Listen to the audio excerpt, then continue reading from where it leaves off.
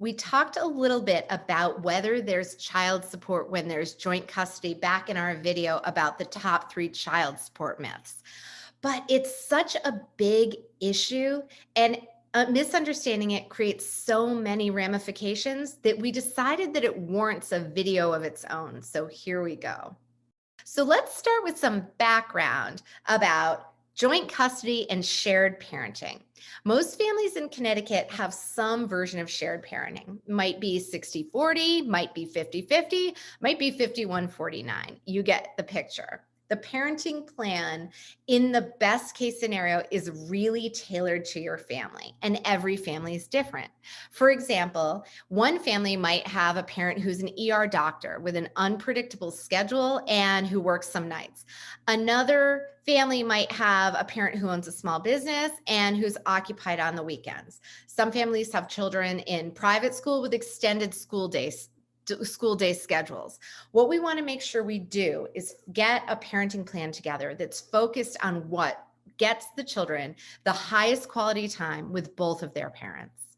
Next, let's talk about the basics about how Connecticut child support works. Now, you'll remember that the goal of how we structure parenting plans isn't about focusing on the exact percentage split. It's focusing on what's best for the kids. And the way Connecticut child support works follows with that. Child support calculations focus a lot more on the relative incomes of each parent than they do on the exact amount of time that each parent spends with the child. So in other words, when there's a shared parenting plan, let's say even when it's 50-50, the goal is that the children have a similar level of financial support in each house. In most families, one parent earns more than the other parent. So there's some payment of child support going from one parent to the other. Okay, so now it's time to talk about the biggest mistake that people make when they misunderstand how this works. Here it is. People try to contort themselves to get a 50-50 parenting schedule because they think it will eliminate child support.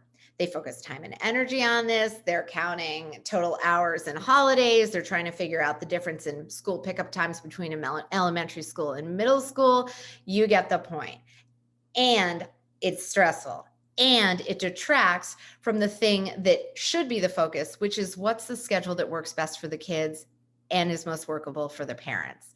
And as you now know, it doesn't even accomplish what that person originally set out to do, which is eliminate child support. One of the things that I want to make sure we talk about today is that we meet a lot of good people who have good reasons that they're uncomfortable with the idea of paying child support. And it's not that they don't want to take care of their kids financially. One of the things they share is that there's often just something about writing a check rather than directly paying for things that doesn't feel like they're equally parenting. The other thing that they say is that there's something about handing over funds to an ex-spouse and not having any control over how they're spent. It just doesn't feel right. So none of what we've talked today is about right or wrong. And none of what we've talked today is about who's the better parent. What we're doing today is just helping you get context about how things really work so that you can make informed decisions and avoid unnecessary mistakes. Look, child support is really unique to each family. Reach out so that we can get you some information unique to yours.